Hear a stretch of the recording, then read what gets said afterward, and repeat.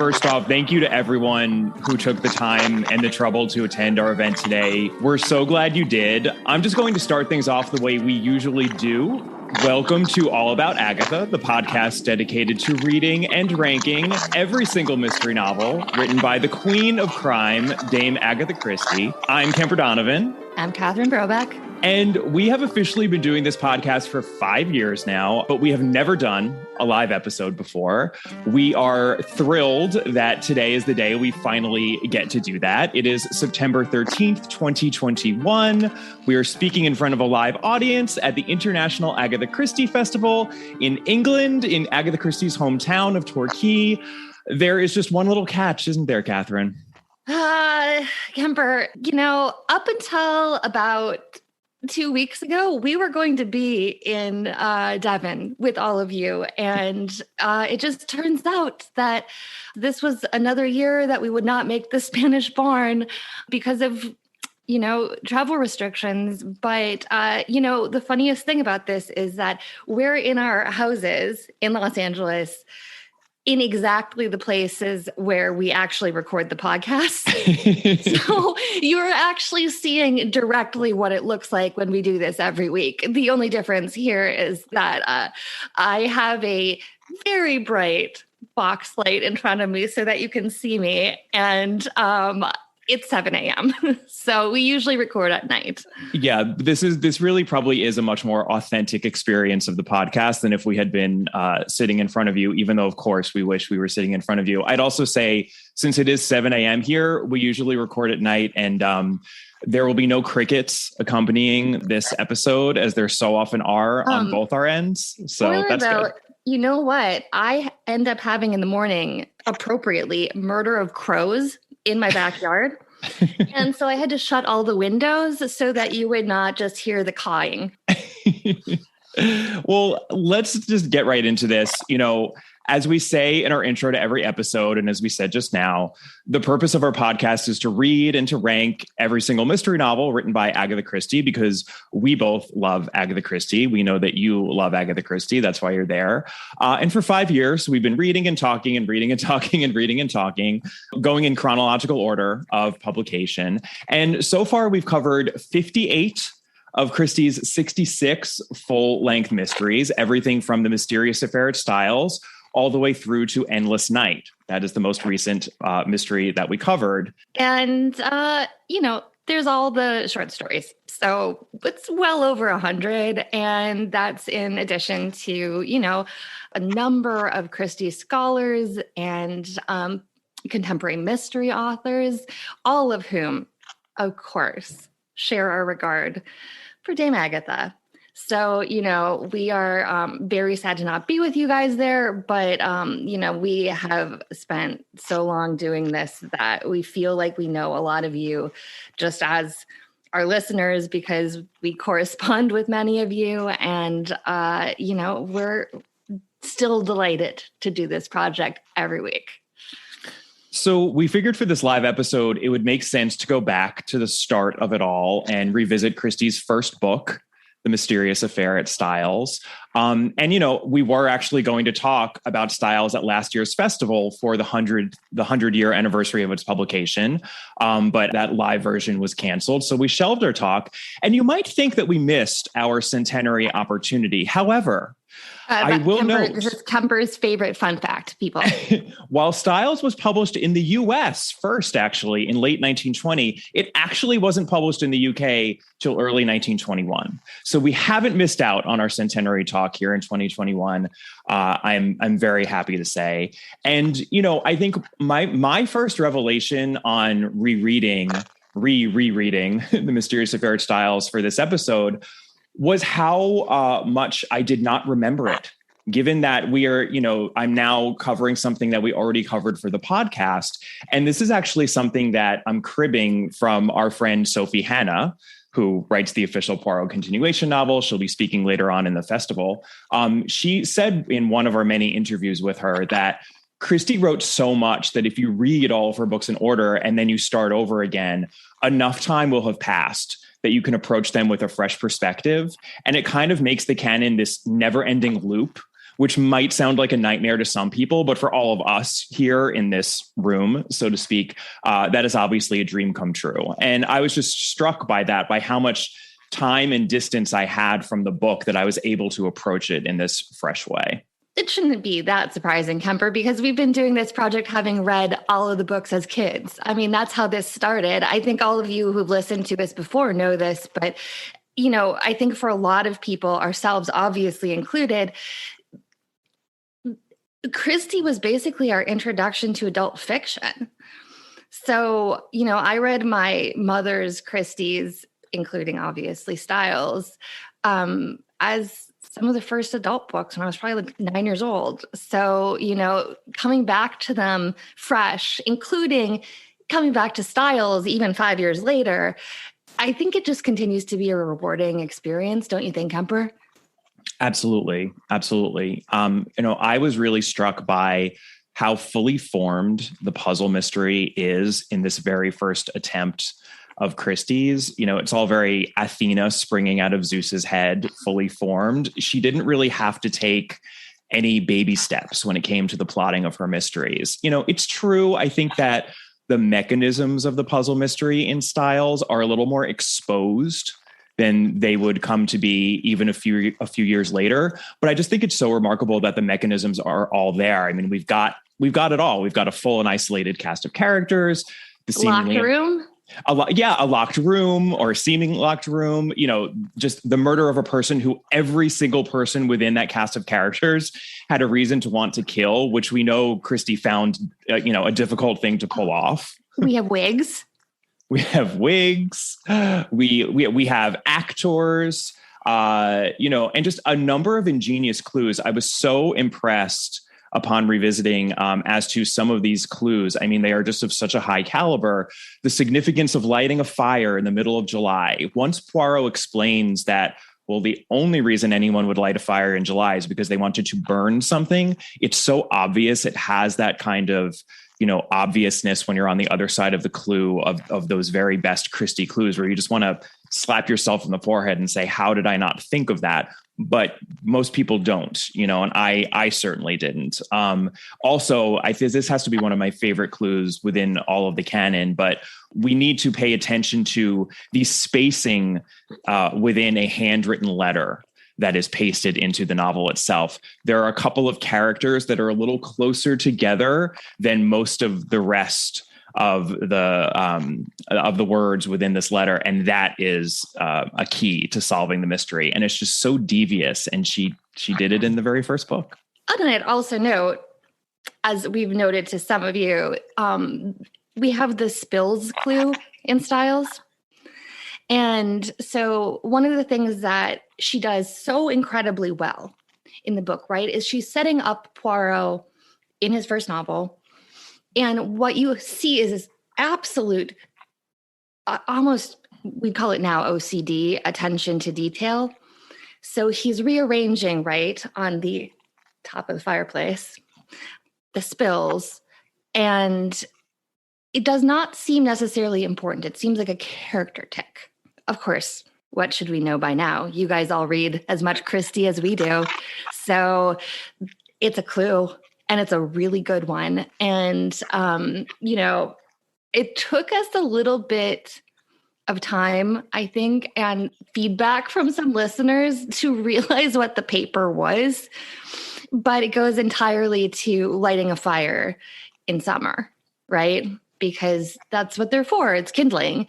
And I think that that's one of the places where our listeners have truly proved just incredibly important. I mean, the corollary to this, of course, is the notorious hundreds and thousands, which you guys maybe don't know this, but we made a mistake very early on in not knowing what hundreds and thousands were, because we're Americans, we call them sprinkles.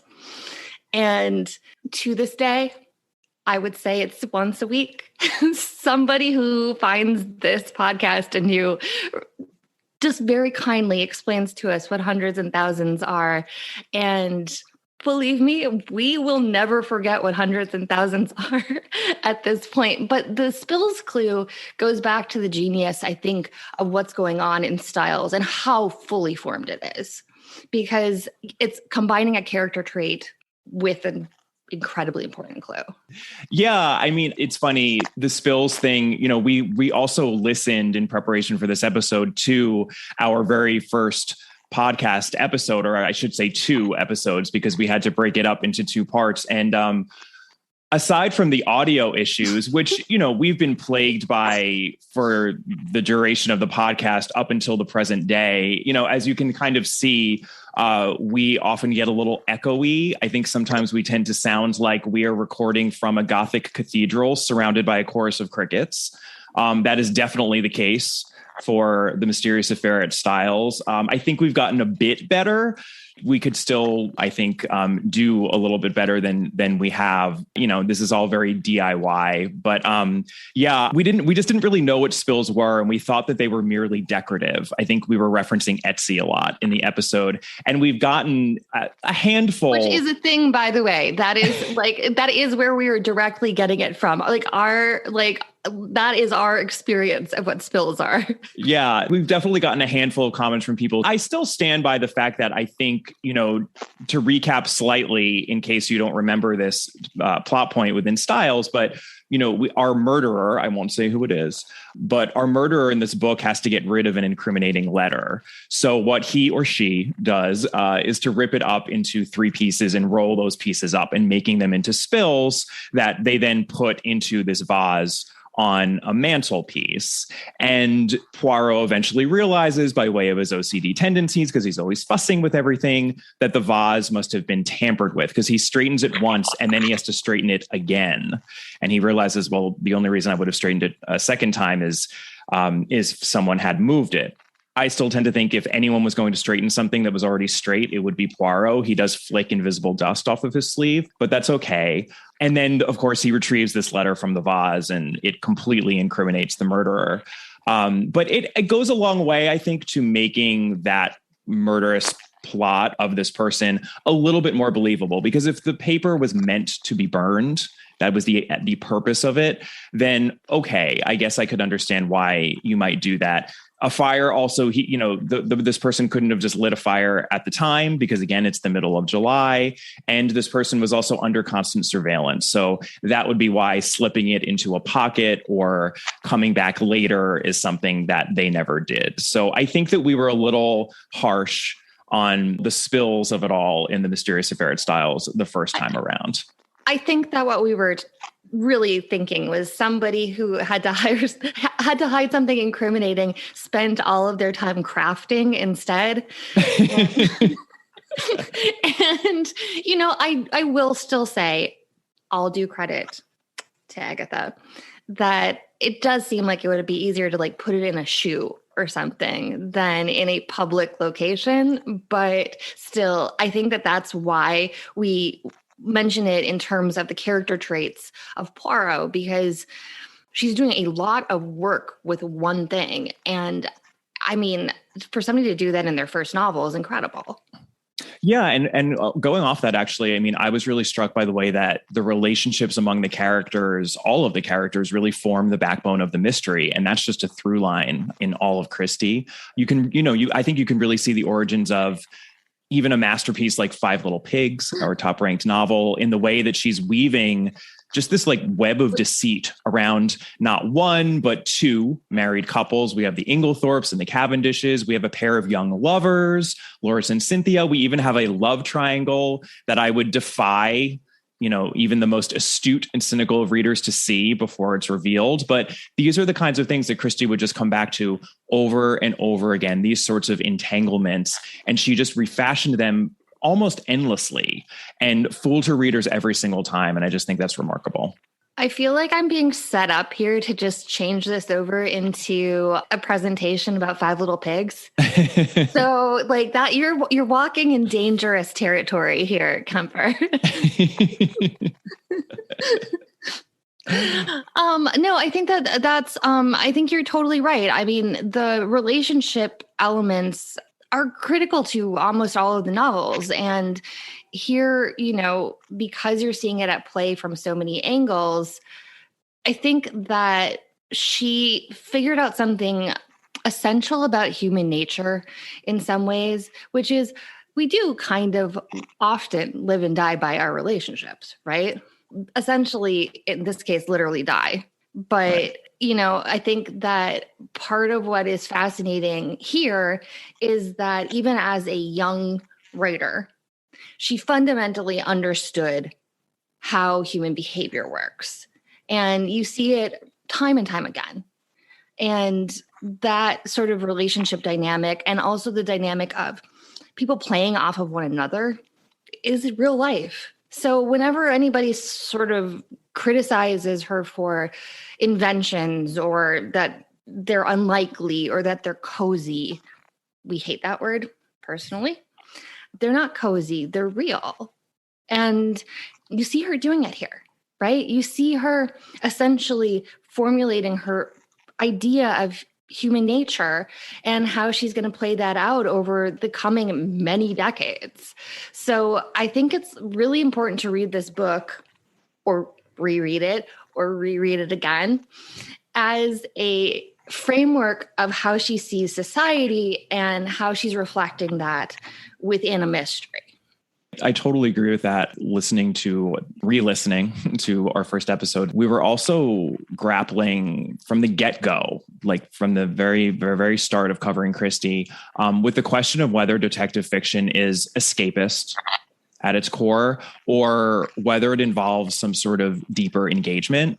And in that very first episode, we talked about how literary critics like Edmund Wilson, for example, Bunny Wilson, how they criticize the mystery novel as merely providing order and solace for people who had been through a horrible world war and who were on the precipice of another. It was obviously a time of great turmoil. And we made the point in our first episode, and I still stick by it, that, this escapism, I think, is not something to be dismissed. It's something to be championed.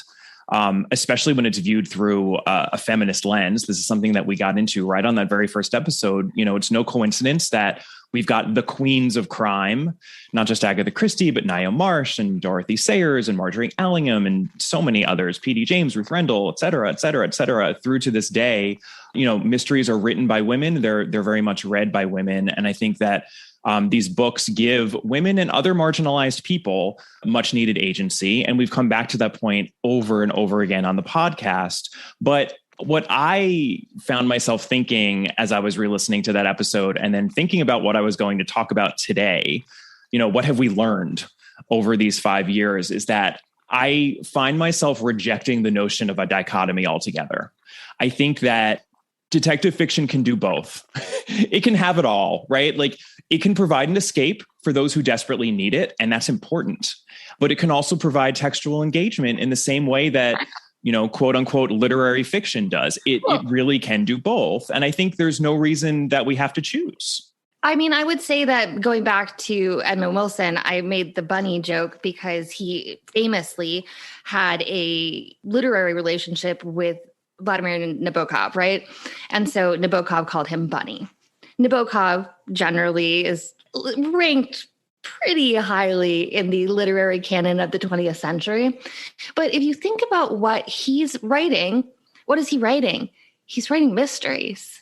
Pale Fire, Lolita even, they're mysteries.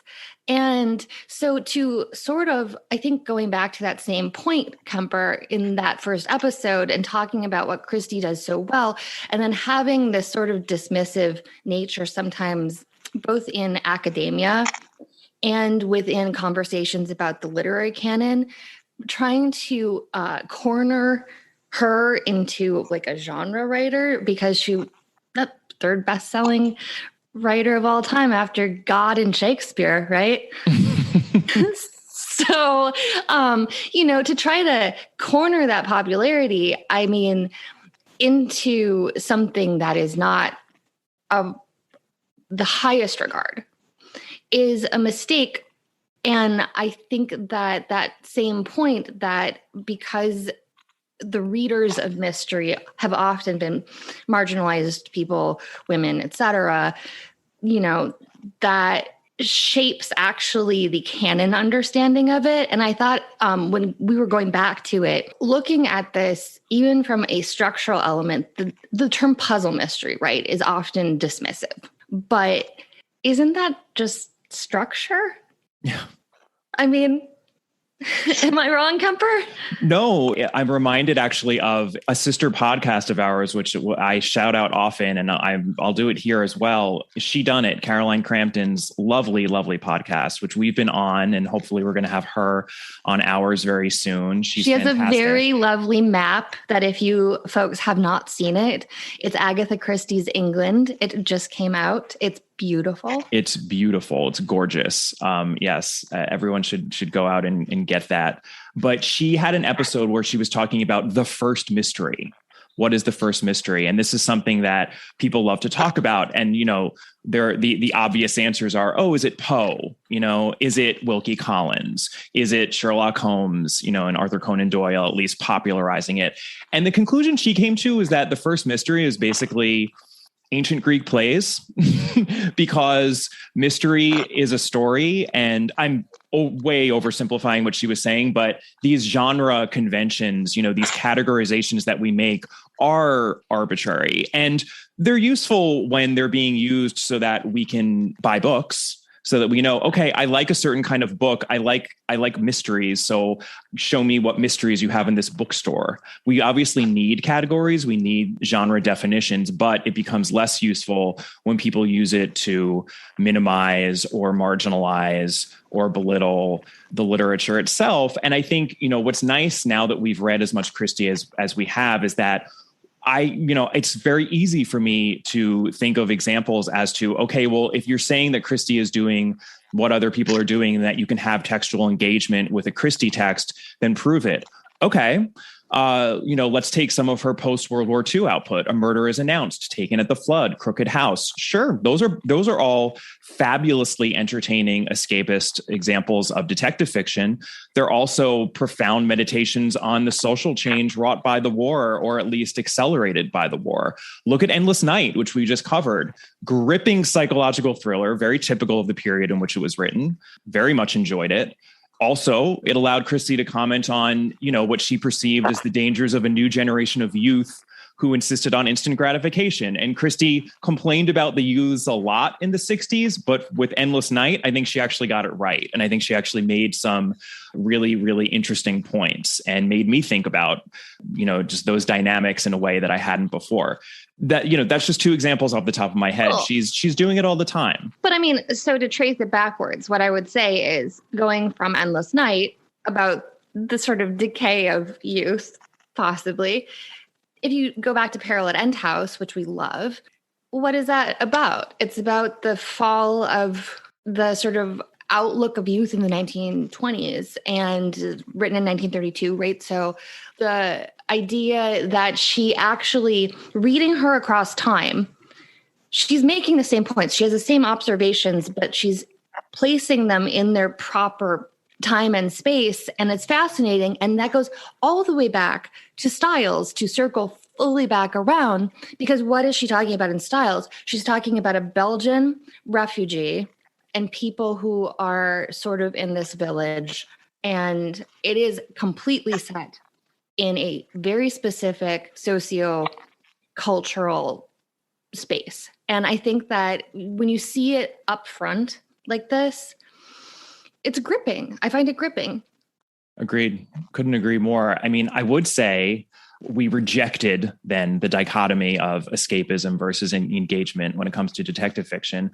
We have an ongoing joke basically on this podcast that there is a dichotomy as to Catherine being the Poirotian and myself being the Marpleite, though in reality, we both love both detectives.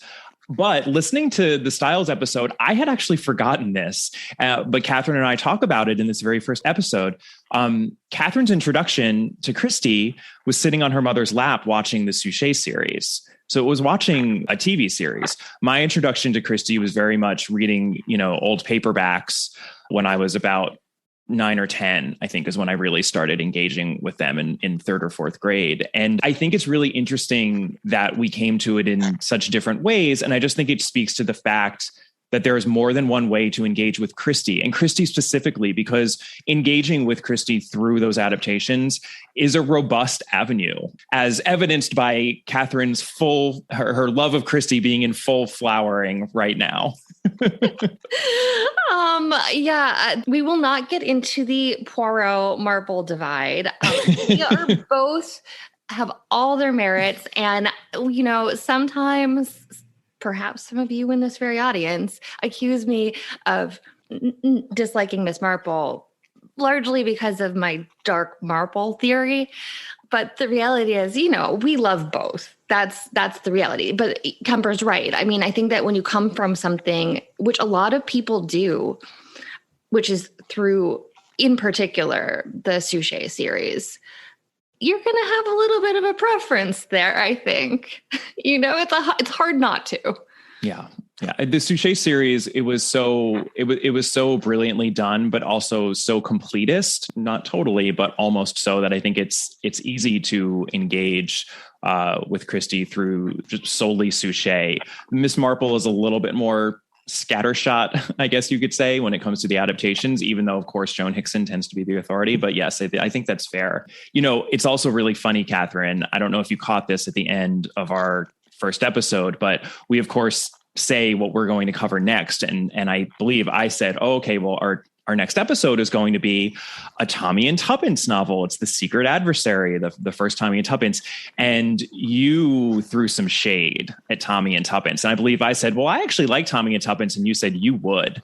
And I just think it's funny because, wow, we have a lot of affection for those two after having engaged with the text as much as we did. No, absolutely so. And I think that we would rank Tommy and Tuppence pretty high. We even we love NRM. We do rankings for these episodes. And I always have the joke that I think NRM is ranked too low. So, yes. Well, funny that you should bring up rankings, because I think we're going to close out our talk before we hand it over to all of you for questions. And we do hope that you have questions, because we would love to hear from you. But we should talk about the ranking of The Mysterious Affair at Styles, because we have to right some wrongs here, people. We were way too harsh, as we already said, when we ranked this book, or even when we discussed the book. And we were doing it in a vacuum. It was the first time. We had nothing to compare it to. So real quick, our rundown of how we ranked Mysterious Affair at Styles on that episode is as follows. We gave plot mechanics an 8, plot credibility a 4, series-long characters an 8, book-specific characters a 2, setting and tone a 4, and Stuck in Its Time, we took off 5 points for The Mysterious Affair at Styles, which is madness. And listening back to the episode, I can tell that we were judging Mysterious Affair at Styles. We were kind of using it as a substitute for our overall sense of the oeuvre at that point. And I think that's why we were so harsh on Styles. So that put The Mysterious Affair at Styles at 21 points. That was its initial score. Right now, that would mean it would be tied with Why Didn't They Ask Evans, and sitting in the bottom 10 of our titles, which is just not okay. We have goosed it up since then, as we do our State of the Rankings episodes every year. Currently, it has 25 points. It's sitting about 2/3 of the way down the rankings, but we're not going to, go through the conversation we normally do of the back and forth, because we don't have that time. So we did this ahead of time. Here are the new rankings for The Mysterious Affair at Styles. Catherine, would you like to do the honors? Oh, okay.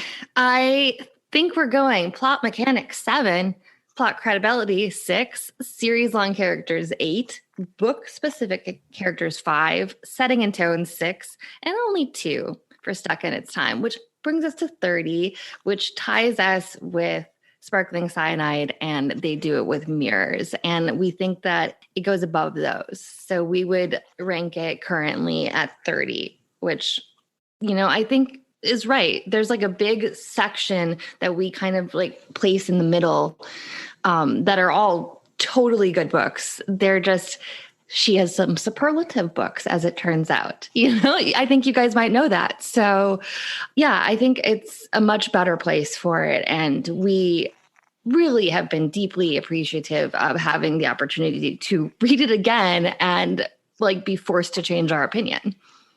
Absolutely. I mean, I think middle of the pack is about where it belongs. I agree. It's not superlative. It has some flaws, but it deserves certainly to be in the middle. It's her first book. I mean, you can't overstate how important that is. Sets up everything that she does so well in so many books that will come after.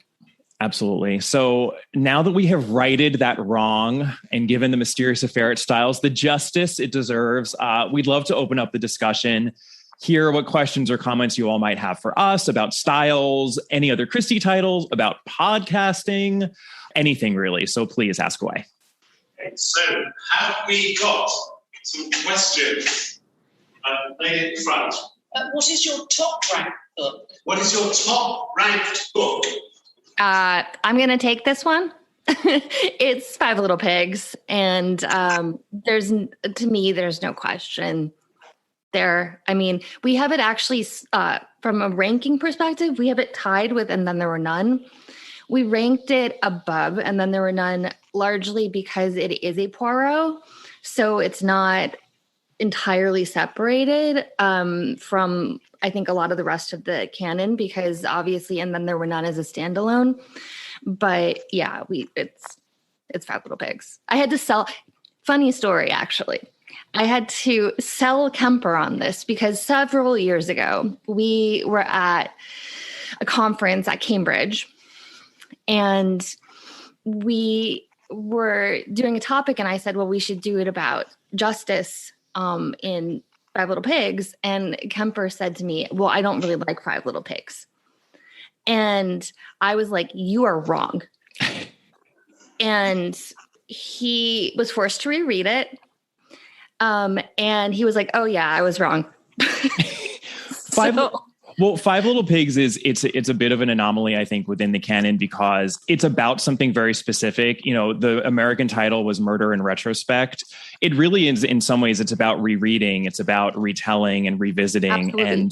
And that is what happens in the book. And the book is very repetitive. So I think that's the point. So I think that some people don't find it as zippy and entertaining as many of their favorite Christies. And I think that they are absolutely correct in that assessment of the book. But I think when you really do a closer read of the book, what she's saying and the way she's saying it and the quality of the writing in specific, I think in a lot of ways, I actually think that And Then There Were None truly does tie in terms of Christie's best written book, just the quality of the writing. I think And Then There Were None is just brilliant. But so is Five Little Pigs. And they're so different that, you know, there's this stark nihilism to And Then There Were None, and Five Little Pigs is this rich, kind of just this richly textured and layered book that just has so much going on there. The deeper you dig, the more you get. And they're a great sort of, I think, comparison side by side. I'm very happy that we have them as our top two. And I mean, I would also say that, you know, that final section, the final chapter, especially the end of Five Little Pigs, is the best thing that she ever wrote, in my opinion. Personally, I think it is just so jarring and devastating to read. Devastating. And so, like, I always point people to that when they want to criticize, for example, Christie's writing, because I'm sorry, show me any high literary novel, quote unquote, that you put in some other category, and I will show you Five Little Pigs. What I particularly like about Five Little Pigs is, of course, there's a very important plot element, which is exactly the same as it is in The Mysterious Affair at Styles, visiting a dispensary, which is, of course, very right. We had a question over here, that lady. Very interesting podcast. I'd like to hear a little more about why Kemper prefers Marple and why Catherine prefers Poirot. Okay. And in particular, I was confused by Catherine's dark Marple theory. So a very interesting podcast, they said, but you would like to hear a little bit more, Kemper, about your preference for Miss Marple, and from you, Catherine, your preference for Poirot, but also what you meant by dark Marple. Ooh. Well, you've opened up a can of worms there. A can of very, very, very creepy, murderous worms. I'll go real quick. I prefer Miss Marple because A lot of my favorite books happen to be Marple books. And it's interesting, we ask when we interview authors or other Christie scholars, we always ask at the end, Poirot or Marple, basically like gun to head, Poirot or Marple. Some of them refuse to answer, which is fair. But a lot of them answer Poirot and have a good reason for it, which is that a lot of her books with the gonzo concepts where you're just like, oh my God, how did she pull that off? Murder of Roger Ackroyd, Murder on the Orient Express are Poirot books. A lot of her best books really are Poirot books, especially when it comes to the plotting and the puzzle mystery construction. I find, though, that a lot of the books that I have the most affection for are Marple, and specifically The Murder at the Vicarage. I just adore. The narrative voice of the vicar, I think, is one of her best. She was so good at... Never forget Griselda. And never forget Griselda or Leonard. I mean, she's so good at impersonating actually a male narrator, a charming male narrator. Obviously, she did it a number of times with Hastings, and I think she's never better than in that book. And I also love the Miss Marple short stories as well. And I think Miss Marple really does shine in that form in a way that Poirot really doesn't. I think the Miss Marple short stories are much stronger and more enjoyable than Poirot. And it probably also has something to do with the Joan Hickson series also. I mean, I really think that Joan Hickson just inhabited that character. And even though that series is not perfect and it feels a little old fashioned and sometimes even cheaply produced based on what we're used to in 2021, the sort of lavish productions, sometimes that series can feel a little flat rewatching it, which has been interesting as we've been doing this podcast, because we do also watch all of the English language adaptations of everything we cover, believe it or not. I do have a lot of affection for the Hickson series. I obviously do too. And also, by the way, there's a Japanese anime Miss Marple series and Poirot, which we have covered, which if you have not found it, it is findable online. And it is very faithful to the books. And it is extraordinarily charming. I mean, there is a talking duck. I will say that much. So be forewarned. But even the duck is kind of cute, and it's like, honestly, for any Christie lovers, especially like in the Marple versions, it's just wonderful. The dark Marple joke that we have is that I have this sort of, it's a little bit like the Jessica Fletcher joke that she killed them all, and we started it as a joke in large part because if you actually look at Miss Marple versus Poirot, Poirot generally has this sort of, like, he'll make like love matches. There's the Papa Poirot element, right? And it's not that Miss Marple doesn't have that to some extent, but it's that she's really vengeful. And it's actually mentioned a few times that she just actually, like, I mean, she's deliberate. She hates murder and hypocrisy and all of these things. And she goes way out of her way. So she's not a fluffy character whatsoever. And so we just started it as a joke, the dark Marple thing, because, again, a way to combat, I suppose, the idea of a cozy, because what Miss Marple's doing is not, it's extra legal justice. So, we started it as a joke, and then it's just now like something that it's in our personal canon. How about that? But it is really backed up by the text. I mean, I think that's why, and people love it because I think it's, if you read Christie, you know exactly what we're talking about. Yes, she's a very Christian woman. She's a very conventional woman in some ways, but those books, her power is built on cynicism. Mm-hmm. She believes the worst in people, and she's usually right. And she's lived her whole life, and she knows what's going on, and no one is pulling the wool over her eyes. And we just get that sense that behind this fluffy facade is, a fury. And Christie literally compares her to Nemesis. I mean, really the final Marple book, I know Sleeping Murder, yes, technically is the final published, but Nemesis, which we haven't covered yet, I'm very excited to cover it, is where Miss Marple almost gets harder in that way, character-wise, as her body is aging and falling apart in those later novels. And it's just, I think it's a fun way to think of Miss Marple. I think it's a way to break through and explain that it's a little bit of a ruse, right? Because Miss Marple as a woman does not have necessarily, and especially as an unmarried elderly woman, right? She doesn't have necessarily, this goes back to the agency topic, right? So she operates from this person who, you know, goes to the butcher shop and she listens to everybody and she knits for people and she gardens and, you know, she talks about gardening with Dolly Bantry, etc. And love Dolly Bantry, personal favorite. But behind that, she's listening all of the time. That's how she's solving the crimes, is because that entire time she was listening. And that makes her dangerous.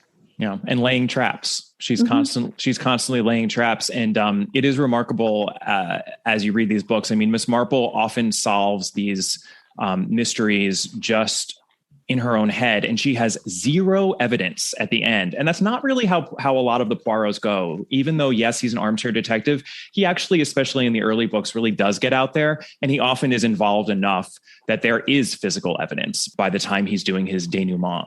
Miss Marple, not so much. And that's why she really does have to spring traps, because often, unless she caught the murderer at the end within this trap red-handed as they're trying to kill a final victim, for example, that happens in a lot of them, it would just sort of be like, okay, well, I guess so say you, and that's why she has to do that. She's a vigilante. Yeah.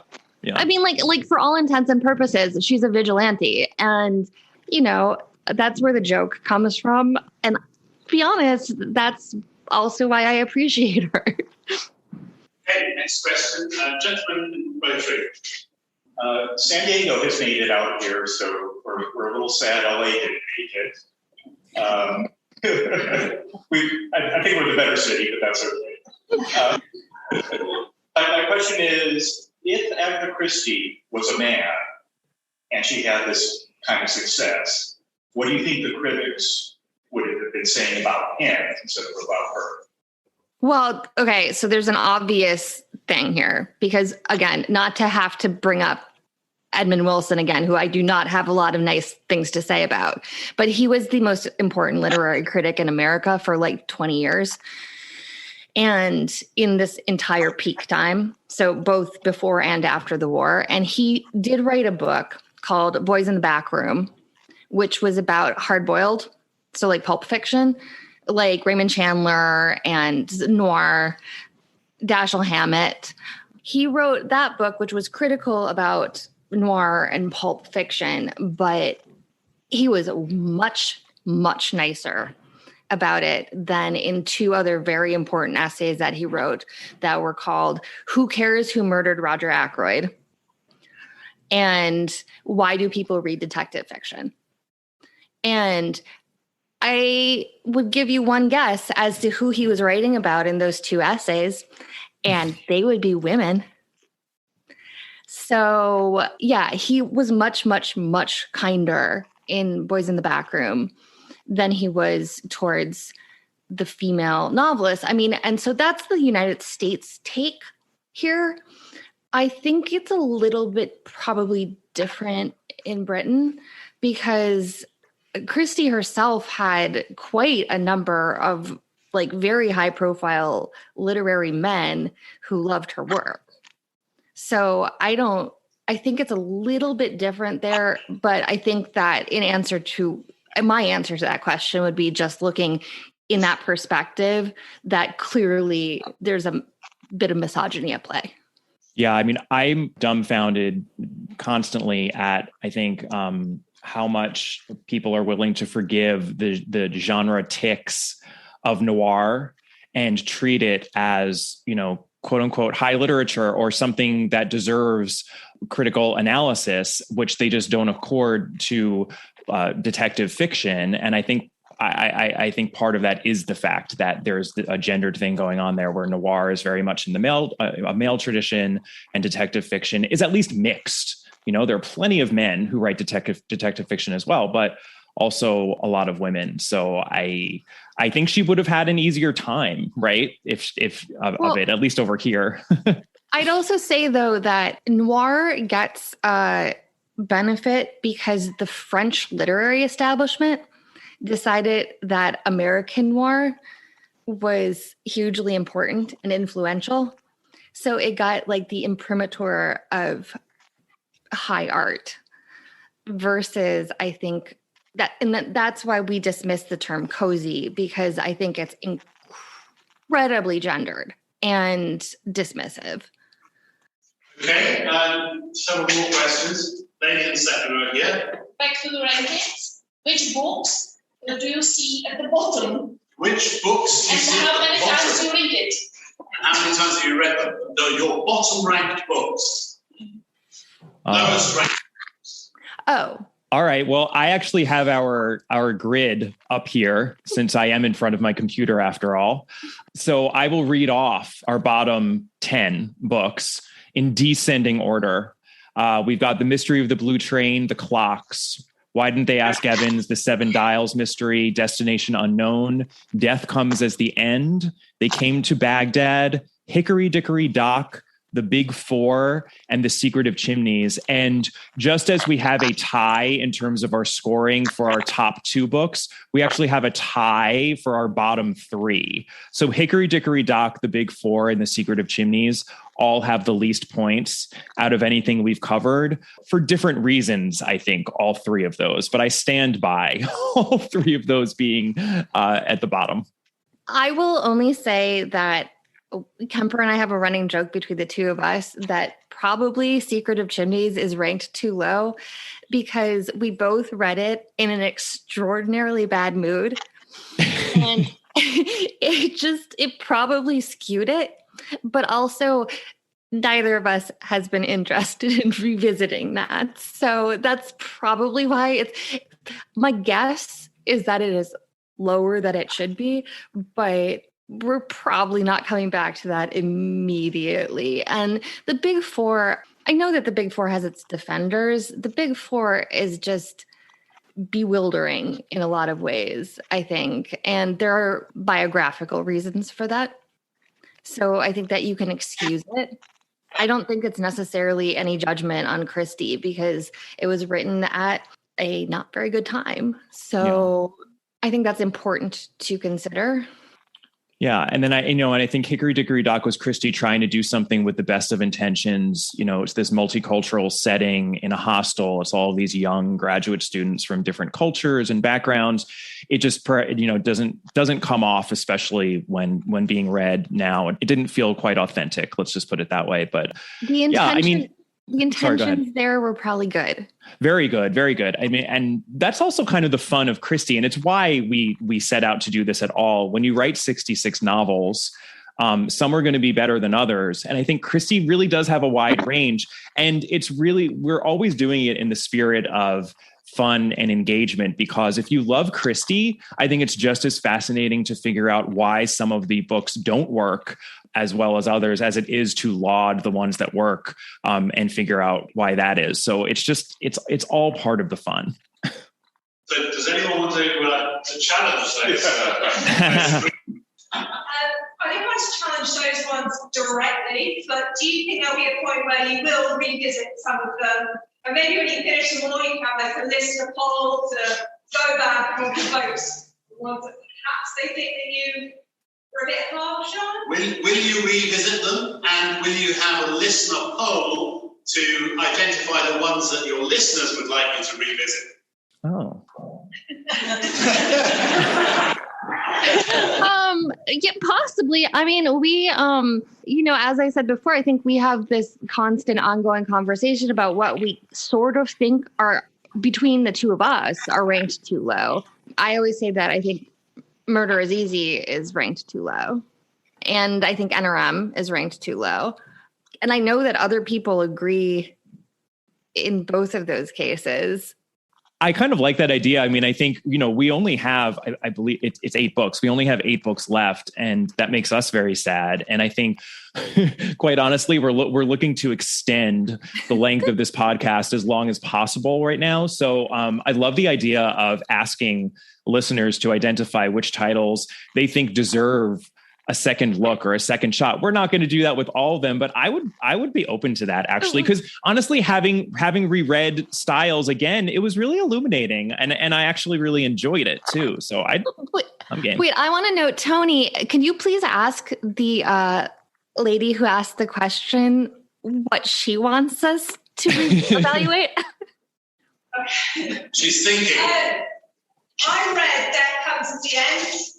Fits in with the podcast. I never read it, so I thought it was an opportune moment. And I really enjoyed it.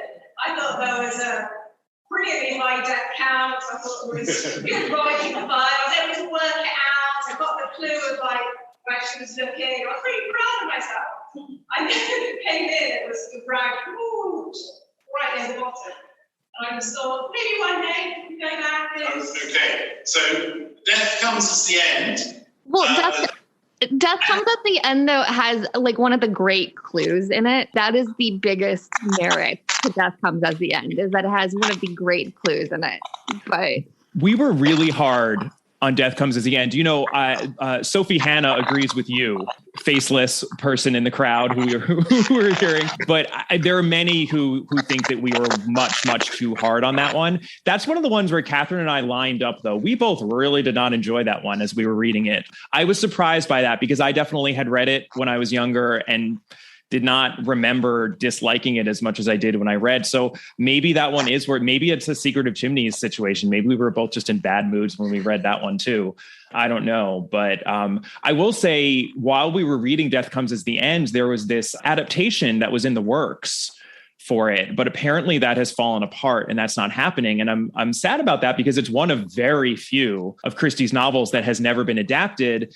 It's an opportunity for an entire cast that's people of color, which I think is really interesting. And I certainly would be all about watching an adaptation of Death Comes at the End. So I really hope that maybe that comes together again and we're able to get some sort of a big splashy Cleopatra-esque film version of DeathMes. Oh, no, you just said, you basically, Kemper, I just cursed it. I cursed it. Mm-hmm. Yeah, I know. Yep. I know. So we look forward to a cinematic version of Death Comes at the End, as long as the adapter doesn't set it in a village and move it to 2021 or something. Okay, gentleman in the blue shirt. What is the range of scores from bottom three on this piece? What's the range of scores from the bottom to the top? What's your lowest score? What's your highest score? Well, the highest possible score is a 50 because we basically have these 5 categories, which are plot mechanics, plot credibility, series long characters, which is the detective or sidekicks or, other people in the world, Jap, what have you, Ariadne Oliver. Then one-off characters, so characters who appear only in that book. And setting and tone, which is kind of our catch-all category for both the evocation of setting, but also writing style and just writing quality overall. So a perfect score would be 10s in all of those categories, and then no deductions for stuck in its time. And that's kind of just, we couldn't ignore the experience of reading Christie and the jarring effect sometimes of some of the opinions that are quite often held by characters, not by the narrator. So we're always also, giving Christie the benefit of the doubt there, but it's just something that we can't ignore. So the range is that 5 Little Pigs and Then There Were None have 43 points out of 50. And then our bottom 3 have 16 points out of 50. Hickory Dickory Dock, The Big Four, and The Secret of Chimneys. And we've got a lot of ties in between, which is nice because then that just allows us to use our own vague sense of what we think is better. We know that, of course, this is, applying objectivity to an inherently subjective exercise like reading and thinking about a book and describing how much you like it. Like, that is a flawed exercise, but it's just one that allows us to discuss the books with specificity and compare and contrast them in a systematic way. And, it's supposed to be fun more than anything else. Okay, Are you happy to carry on for just a few more questions? Yes, please. Lady at the front and then lady there. Hi, what are you going to do when you run out of books? Because we love the podcast and it'll be my time to expire. What are you going to do when you run out of books? It's an Good excellent question. Thank you for giving us an existential crisis. Well, we have a number of fun guests coming up. And so that's certainly going to be part of it. And I think that the earlier questioner's suggestion that maybe we ask our listeners what they'd like us to reread is good. And if you guys want anybody else on the podcast, certainly we can try to arrange that. And I think it's always interesting to have additional opinions outside of me and Kemper and have it be in conversation. So that's part of what we're going to do. So yeah, I mean, I guess if you're a regular listener, we're probably going to spread out the novels a little bit more for the next year. So that's probably going to be part of it, and have special episodes in addition. Obviously, we'll have an episode when Death on the Nile comes out. Obviously, just like we did with Murder on the Orient Express. So there's like a lot of possibilities here that we can use before we run out of runway, as it were.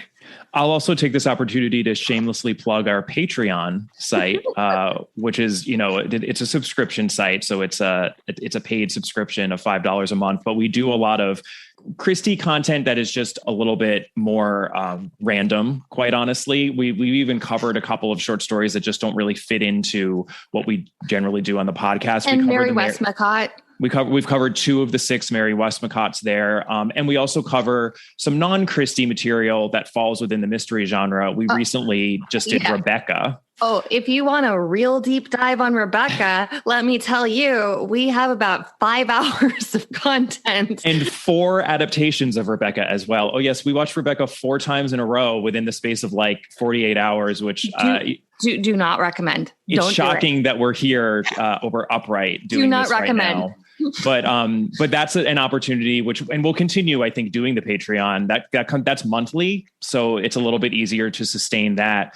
And I think, I fully intend, even into our 70s and 80s, if some sort of like Agatha Christie thing comes out, be it either an adaptation or a new novel or something like that, that we can always add an episode. It just might become a little bit of a less regular thing. Well, and also obviously, we also know, there was the announcement the other week about the Miss Marple collection of short stories, which we are very excited about. Yeah. So, there's plenty on the horizon still. I keep saying to Kemper that it really is like an existential crisis, because I keep getting Twitter messages that are something to the effect of, "Oh, it's almost over." And I just am like, please don't do that to me. Okay, so we've got one more question there. Also one at the back as well. Yeah, one at the back. So lady here first, and the gentleman at the back. What's going to matter? And instead I'll ask, do you now warn your guests that if they suggest that Christie is cosy, you will eat them alive and take them prisoners? Right. You warn your guests that if they refer to Christie as cosy, you will eat them alive. Oh, I think we have. If they've listened to past episodes, there are notice we had a thriller writer on recently who did casually use cozy, and Catherine just immediately. Well, you were very. I think you were actually very polite, but you said we take offense to that term, and then she said, "Oh, why?" Because she had no context for it. It was Alexander Andrews who wrote a fantastic thriller, who was Maud Dixon, and then we had a nice conversation about that. So yeah, we'll continue to fight that fight. So before we take the last question, just to plug next year's festival, Catherine's already mentioned the Miss Marple collection, untitled at the moment. Just to say that at least three of the authors involved in that collection are appearing in the festival next year. That's Kate Moss, Ellie Griffiths, and Malcolm Dermott. So, last question at the back. Yes. Can you hear me? I can hear you, Justin. Okay. Having told us the top two being private things, what else is in the top 10? Okay. So you told us the top two. Can you just tell us the top 10? I certainly can. I'm have my grid in front of me here. I will read them out. We've got Five Little Pigs, And Then There Were None, The Murder of Roger Ackroyd, Endless Night, Crooked House, A Murder is Announced, Murder on the Orient Express, The Hollow, Death on the Nile, and in 10th place, The Pale Horse. And I will just note that 2 of those books in the top 10 were written in the 60s, The Pale Horse and Endless Night. So this idea that Christie just, wrote her best stuff in the 30s and maybe the 40s and then just petered out is just really not true. And I've really been struck by that as well as we've been reading that it kind of seesaws back and forth. And I think that she wrote a lot of really interesting stuff right up until the very end. Sorry, Catherine, please. Oh, no, I said that I think that there's some, we're going to have a little bit of a reconsider possibly. I think that both of us have some feelings that maybe Murder at the Vicarage and Peril at End House should be in the top 10. So, I mean, that's a longer conversation, but, it's very, very close at the top. Those are at 11 and 12. Yes. So, yeah, I mean, it's so hard with Christie. I mean, I think anything within the top 20 of 66 books is superb. So it gets really difficult, but, we brought this on ourselves. Yeah. Okay. So I wonder, my final question to you is, are you planning a book at any time? Well, we did have to prepare for this festival, Tony, but yeah, we might have been in the process of something. Right, well, that's something to look forward to. And it only remains for me to say thank you very much. And for us all, I know you can't see us, but hopefully you can hear us. Thank you so much. This has been such a pleasure. Absolute pleasure. We're so sad that we can't be there in person to see you, but thank you all for coming. And I hope that the rest of you are enjoying Torquay so we can live vicariously through you. And please reach out to us in email or social media to tell us about how great your experience was. And Tony, of course, as always, thank you. Thank you so much. Bye. All about Agatha.